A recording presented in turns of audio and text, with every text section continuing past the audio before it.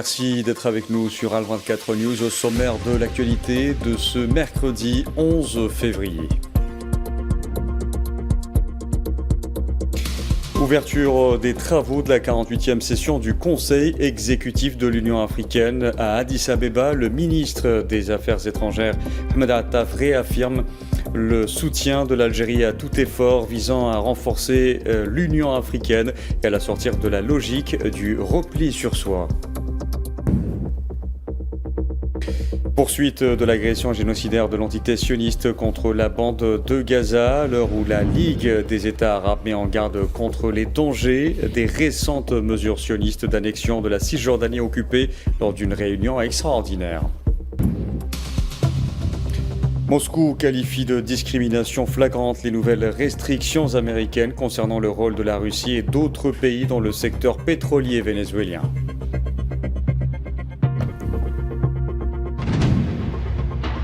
Et puis sport, le Sahara occidental officialise à Alger la création de sa fédération de football, un événement qualifié d'historique dans la lutte du peuple sahraoui pour son indépendance.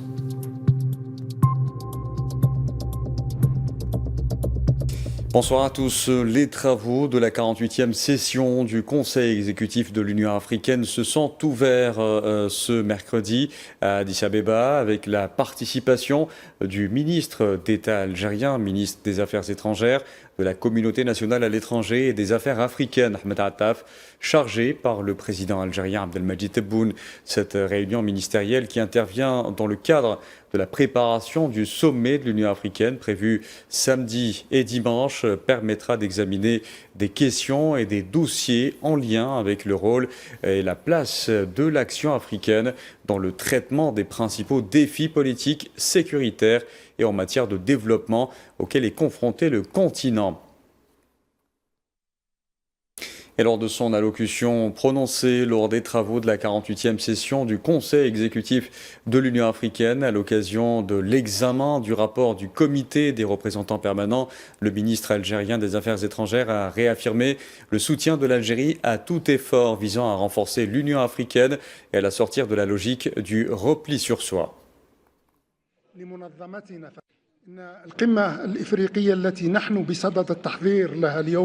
L'Union africaine qui est en cours de préparation aujourd'hui souligne une importance majeure du partenariat international global, qui se tient dans un contexte où toutes les parties sont conscientes des menaces de marginalisation de l'Afrique, des causes et d'affaiblissement de sa vision et de sa structure.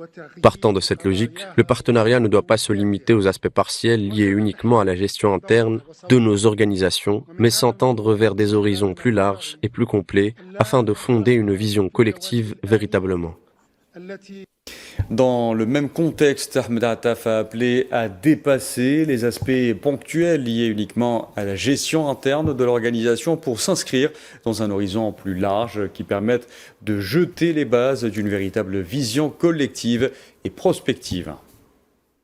Nous devons dépasser les aspects ponctuels liés uniquement à la gestion interne de notre organisation pour nous inscrire dans un horizon plus large qui permette de jeter les bases d'une véritable vision collective et prospective, qui identifie avec précision les dangers et menaces qui nous guettent, adapte notre action commune aux mutations accélérées qui nous entourent et réhabilite notre projet d'unité en tant que choix stratégique incontournable pour préserver notre destin commun dans le monde instable d'aujourd'hui et dans celui de demain, que nous souhaitons plus attentifs à nos préoccupations, plus soucieux de nos intérêts et plus réceptifs à nos aspirations. Et concernant le sommet africain en préparation, Attaf a souligné qu'il revêtait une importance majeure au regard du contexte international général dans lequel il se tient et qui menace de marginaliser l'Afrique. L'Algérie soutient tout effort à même de renforcer et de sortir notre organisation de la logique du repli sur soi, d'asseoir davantage sa présence au niveau continental et international et de lui permettre de s'attaquer avec réalisme et responsabilité aux défis actuels, qu'ils soient continentaux ou mondiaux. Depuis l'Algérie, nous exprimons tout notre appui et notre soutien à notre commission ainsi qu'à la présidence de cette session. Et le ministre algérien des Affaires étrangères, Ahmed Attaf, a eu ce mercredi à Addis Abeba des entretiens bilatéraux avec nombre de ses homologues africains, notamment tunisiens, Mohamed Ali Nafti, en marge de sa participation aux travaux du Conseil exécutif de l'Union africaine. À cette occasion, les deux ministres ont examiné de manière concertée et coordonnée les principales questions et dossiers inscrits à l'ordre du jour du Conseil exécutif. La rencontre a également été l'occasion de passer en revue les efforts conjoints visant à donner effet aux importantes conclusions de la 23e session de la Grande Commission mixte algéro-tunisienne.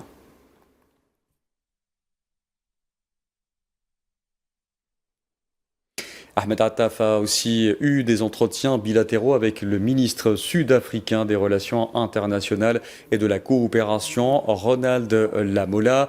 Lors de ces entretiens, les deux parties ont échangé les vues et les analyses sur les principaux défis auxquels est confronté le continent africain et examiné les moyens de renforcer la coordination à leur sujet au niveau de l'Union africaine. L'occasion pour le ministre sud-africain de réitérer au micro d'Al24 News le soutien de son pays aux droits des peuples sahraouis et palestiniens à l'autodétermination.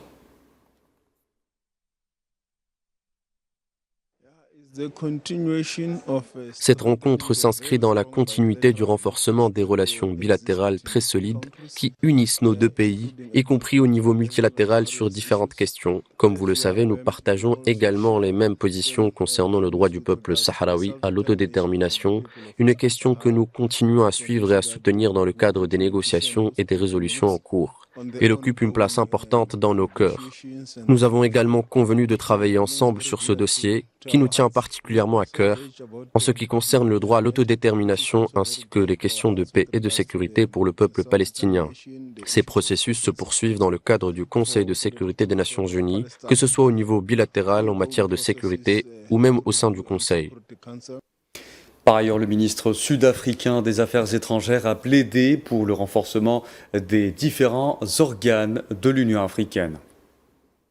Nous devons continuer à renforcer le Conseil de paix et de sécurité de l'Union africaine, ainsi que l'Union africaine elle-même, afin de permettre aux États membres de compter sur eux-mêmes, d'être capables de protéger le continent et d'œuvrer à l'instauration de la paix par leurs propres moyens. En même temps, nous mettons l'accent sur les minerais stratégiques et la création de valeur ajoutée au sein du continent. C'est un programme que nous poursuivons avec sérieux dans le cadre de notre présidence du G20. Toujours à Addis Abeba, le ministre algérien des Affaires étrangères a également eu des entretiens bilatéraux avec son homologue zimbabwéen, Amon Morvira. Ce dernier a notamment relevé une convergence de vues entre Alger et Harare sur la nécessité d'adopter des solutions entièrement africaines aux crises que traversent les pays du continent.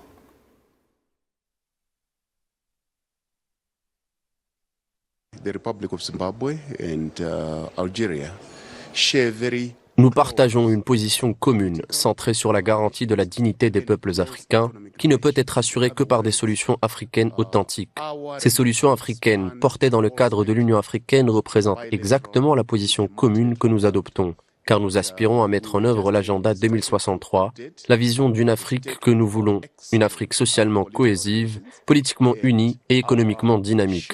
Cela nécessite que nous soyons capables de faire taire le bruit des armes et d'éliminer la pauvreté, puisque la plupart des défis que nous affrontons trouvent leur origine dans la pauvreté, laquelle doit être traitée de manière directe et radicale. Nous devons également respecter notre espace dans l'élaboration des politiques, c'est-à-dire notre souveraineté, car cela seul nous permet de progresser vers la réalisation de nos objectifs. S'exprimant toujours au micro d'Al24 News et s'agissant des relations entre l'Algérie et le Zimbabwe, Amon Morvira les a qualifiées de profondes et solides.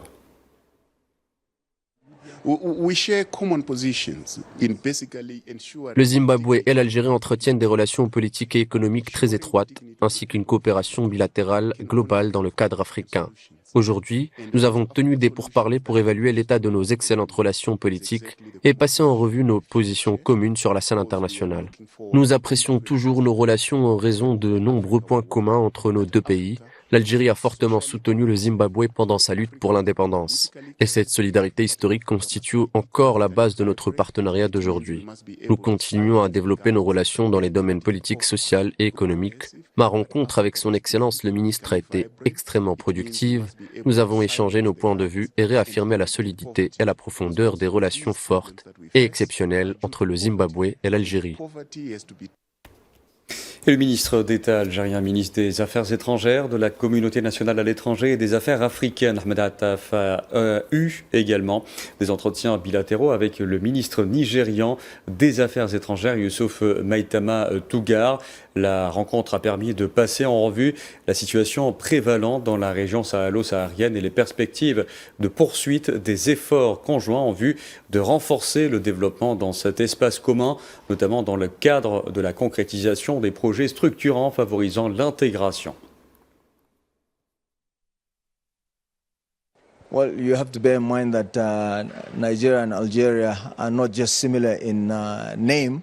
Il convient de rappeler que le Nigeria et l'Algérie ne se ressemblent pas seulement par le nom, mais qu'ils partagent également des visions convergentes, des valeurs communes, une approche similaire dans la gestion des affaires internationales. Nous avons discuté de plusieurs questions, notamment des enjeux sécuritaires et du projet du gazoduc transsaharien qui relie le Nigeria à l'Algérie en passant par le Niger. Nos échanges ont également porté sur les dossiers du commerce et de l'investissement, ainsi que sur d'autres domaines de coopération, tant au niveau de l'Union africaine qu'au plan bilatéral. Et à l'ouverture à Addis Abeba de la 48e session du Conseil exécutif de l'Union africaine, le président de la Commission de l'Union africaine, Mahmoud Ali Youssouf, avait mis l'accent sur les principaux défis auxquels faisait face l'organisation panafricaine, notamment la stabilité politique, les crises sécuritaires, les conflits ainsi que la menace terroriste, soulignant que ces questions difficiles feraient l'objet de délibérations approfondies par les leaders africains.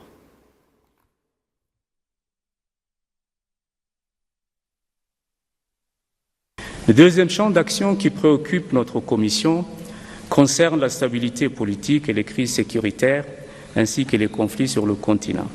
Il y a eu régression, les progrès sont minimes. Les médiations et les bons offices tardent à donner les résultats escomptés. Le Conseil de paix et de sécurité est réactif. Le département de la Commission ayant la charge de ces questions fait œuvre utile et nos médiateurs s'activent. Cependant, et je le répète, nous n'avons pas beaucoup progressé. Sur les changements anticonstitutionnels du gouvernement, je salue le retour de la Guinée, Conakry et du Gabon au sein de l'Union africaine, après un processus de transition réussi avec l'accompagnement de la Commission. Malheureusement, Madagascar et la Guinée-Bissau ont connu cette année 2025 des changements inconstitutionnels de gouvernement. La Commission s'efforce d'accompagner ces deux pays dans leur processus de transition. Par ailleurs, Mahmoud Ali Youssouf a indiqué que le développement et l'intégration constituaient aussi un chantier majeur, soulignant que la ZLECAf et les institutions de l'Union africaine demeurent essentielles à la promotion de l'intégration. La ZLECAf et les agences spécialisées sont à l'avant-garde de nos actions multilatérales. Les progrès sont palpables.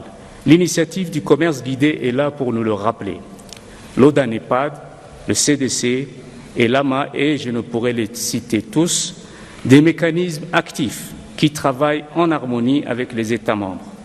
Plus que jamais, le continent a besoin de capitaliser sur ces instruments afin de booster la dynamique de développement et de l'intégration.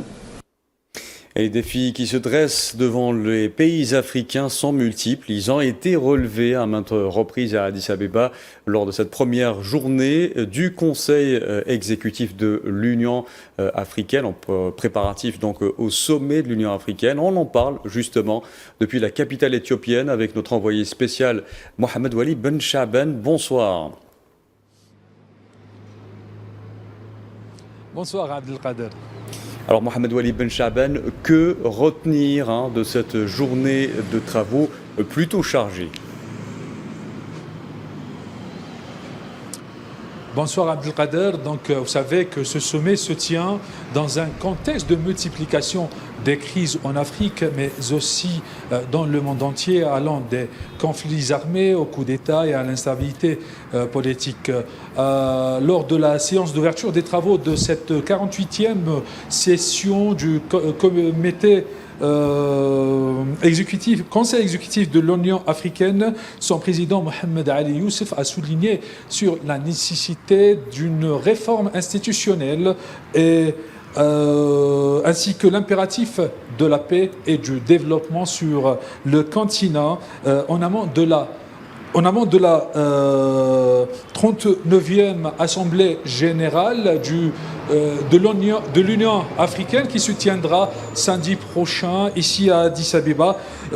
Évoquons le thème de cette année consacrée à l'eau et à l'assainissement. Mahmoud Ali Youssef a insisté également sur la nécessité de les protéger en tant que ressources communes et leviers de coopération, notamment face aux défis posés par les changements climatiques. Si vous voulez, lors de la conférence de presse qui a eu lieu en fin d'après-midi ici dans le siège de l'Union africaine, justement, ils ont abordé la thématique. Nous avons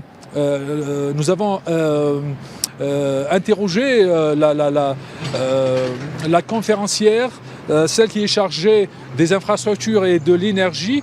On a interrogé la commissaire de l'Union africaine par rapport sur les mesures que l'Union africaine qui prévoit prendre pour faire face au stress hydrique, mais aussi on a évoqué l'expérience algérienne par rapport à l'inauguration des usines de dessalement d'eau de mer qui ont salué l'expérience algérienne. Si vous permettez, Kader, quand vous avez évoqué tout à l'heure, le ministre algérien des Affaires étrangères, Ahmed Attaf, a appelé à l'élaboration d'une véritable vision collective et prospective à même de permettre à l'Union africaine de faire face aux dangers, aux menaces et aux transformations accélérées. Merci beaucoup Mohamed Wali Ben Chaban. Je rappelle que vous étiez en direct avec nous depuis Addis Abeba. Mohamed Wali Ben Chaban que l'on va retrouver dans nos éditions futures, donc tout au long de la semaine, pour suivre en détail le déroulement des travaux du Conseil exécutif ainsi que du sommet de l'Union africaine à Addis Abeba. À Addis Abeba, justement, où les débats sur l'eau se croisent avec d'autres enjeux, paix, sécurité et souveraineté dans un contexte mondial fragmenté. Plusieurs capitales africaines plaident pour une plus grande autonomie stratégique. La vision d'Alger s'inscrit justement dans cette dynamique et gagne en résonance diplomatique. Tinhina Al-Makassi. Le 39e sommet ordinaire de l'Union africaine s'ouvre dans un contexte de fragmentation mondiale croissante, d'affaiblissement du multilatéralisme et d'extension des conflits. À ces tensions s'ajoute la crise persistante de la dette, la contractation des financements internationaux et l'accumulation des pressions sécuritaires et climatiques. Après avoir consacré 2025 à la justice et aux réparations pour les Africains et les Afro-descendants, l'Union africaine place 2026 sous le signe de l'eau. Mais au-delà des thématiques, une réalité s'impose. La paix et la sécurité demeurent le centre de gravité des débats, et c'est la stabilité du continent et sa capacité à parler d'une seule voix dans un monde polarisé qui se joue à Addis Abeba. Dans cet environnement incertain, une ligne diplomatique gagne en audience, la vision d'Alger. Elle s'inscrit dans une constante stratégique fondée sur la primauté des solutions africaines aux crises africaines, le refus des ingérences de la défense d'un multilatéralisme rééquilibré et la réforme de gouvernance internationale, qu'elle soit économique ou politique. Le cas du Soudan illustre les limites d'une paix externalisée. Dans un contexte où les financements et appuis militaires venus du Golfe et d'Occident compliquent la recherche d'une solution strictement africaine. Face à cette dynamique d'influence, plusieurs capitales convergent vers une conviction. La sécurité du continent ne peut être sous-traitée. Le renforcement du Conseil de sécurité des Nations Unies, le financement autonome des mécanismes africains, une meilleure coordination régionale, l'investissement dans le développement local, autant de leviers pour consolider une souveraineté effective. Et l'Algérie lie cette exigence sécuritaire à une lecture économique plus large. À travers l'intégration continentale, Alger défend un repositionnement stratégique de l'Afrique dans les rapports de force internationaux, sans posture hégémonique. Mais avec une constance, elle s'impose comme l'un des pôles structurants du débat africain, cherchant à transformer une convergence diplomatique en dynamique collective durable. Je vous disais en titre, l'entité sioniste poursuit son agression génocidaire contre la bande de Gaza. Selon les autorités sanitaires palestiniennes, les corps de 8 martyrs et 20 blessés ont été transférés vers les hôpitaux de Gaza au cours des dernières 24 heures. Et depuis le 7 octobre 2023, ce génocide a fait 72 045 martyrs et 171 686 blessés, en majorité des femmes et des enfants.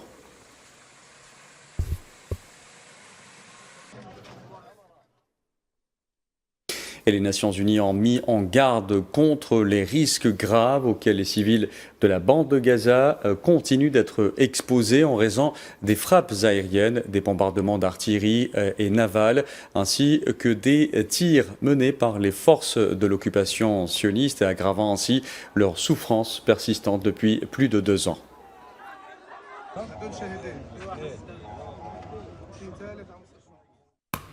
Par ailleurs, le secrétaire général de la Ligue des États arabes a mis en garde ce mercredi contre les dangers des récentes mesures sionistes d'annexion de la Cisjordanie occupée, soulignant qu'elle constituait un tournant majeur dans le processus d'annexion de facto et d'enracinement de la colonisation en violation du droit international et des résolutions de l'ONU. Le secrétaire général adjoint et chef du secteur Palestine et territoires arabes occupés, Fayed Mustafa, a expliqué lors de la séance d'ouverture d'une réunion extraordinaire du Conseil de la Ligue des États arabes au niveau des représentants permanents au Caire que les mesures sionistes sapaient directement les fondements du processus de paix et anéantissaient pratiquement toute possibilité de mise en œuvre de la solution à 2 États.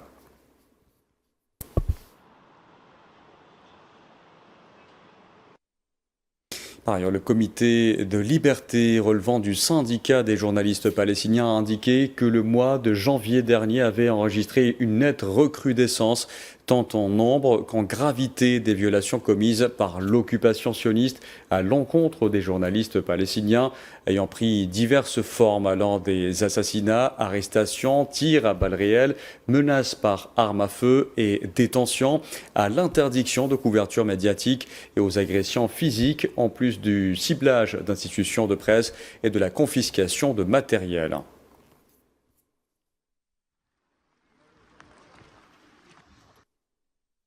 Des centaines de manifestants se sont rassemblés ce mercredi devant le Parlement australien à Canberra pour protester contre la visite du président de l'entité sioniste Isaac Herzog dans la ville. Une visite ayant suscité plusieurs autres manifestations à travers le pays au regard des crimes perpétrés chaque jour contre le peuple palestinien.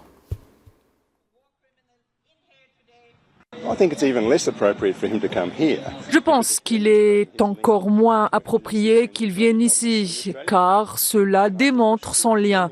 Le lien entre le gouvernement israélien et le gouvernement australien. Et je pense que nous devrions condamner le gouvernement israélien pour tout ce qu'il a fait à Gaza et en Cisjordanie. Et je suis fermement convaincue, tout comme ma famille, que le représentant d'Israël ne devrait pas se trouver ici à l'invitation de notre gouvernement, compte tenu des massacres odieux qui se produisent en Palestine et à Gaza. Eh bien, étant donné qu'il est déjà ici, tout ce qu'on peut dire, c'est que le gouvernement australien a pris une très mauvaise décision. Ce n'est pas un signe d'unité collective en Australie. C'est un acte qui divise profondément et je ne pense pas que cela contribue à faire avancer la cause de l'antisémitisme en Australie. Je pense même que c'est tout le contraire. Je suis d'origine palestinienne, mon père est palestinien, toute notre famille vit là-bas. Nous entendons parler de tout ce qui se passe là-bas et il est important de venir soutenir la cause, même si nous sommes à l'autre bout du monde. Dans l'actualité également, le ministre russe des Affaires étrangères, Sergei Lavrov, a affirmé ce mercredi que les nouvelles restrictions américaines concernant le rôle de la Russie et d'autres pays dans le secteur pétrolier vénézuélien constituaient une discrimination flagrante. Le Kremlin avait déclaré plus tôt que Moscou prévoyait de demander des éclaircissements aux États-Unis concernant ces nouvelles restrictions.